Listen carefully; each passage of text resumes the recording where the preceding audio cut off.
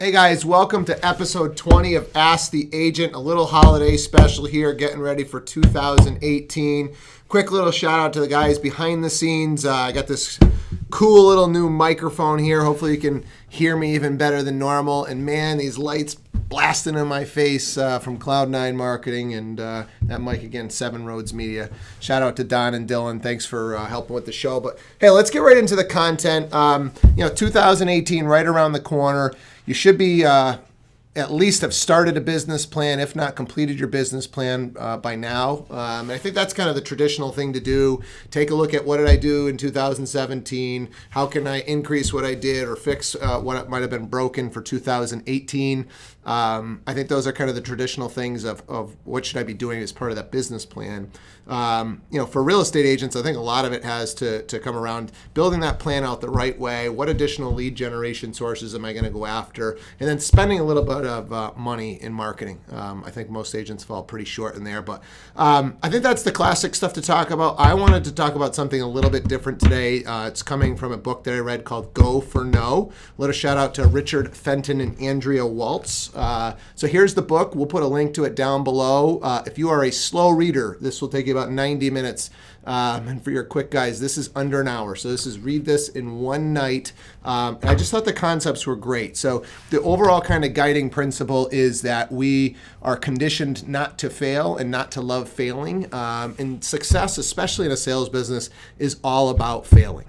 So their theory is you go for no, unlike you've traditionally been taught, which is go for yes. Try and get a couple of sales down, hit your sales quotas. They actually recommend that you're going to hit sales quotas that are based on how many no's did I get, right? And so the problem becomes when you are setting a sales goal, I want to get 2 people converted today out of my online leads that I acquire. Once you hit those 2, you may stop. And it's like taking, somebody who's on a hot streak in a sporting event out of the game, right? When you've hit your quota, why would you take yourself out? And I think that's how a lot of salespeople operate. Hit a couple of big home run sales and take the weekend off. When we really should be thinking, hey, I'm on a hot streak, let's keep going. And when you're setting a no goal, you got to keep going. If you made 2 sales, but you're 30 calls away from that no goal, you still got a lot of work to do and you won't take yourself out of the game. So, without giving away everything that's in the book, I did want to talk about the 5 levels of failure that Richard and Andrea talk about. So first level, ability to fail. This is where about 80%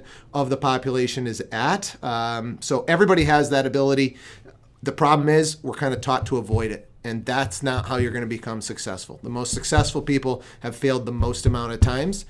So we've got to figure out a way to get into a position where we enjoy failing.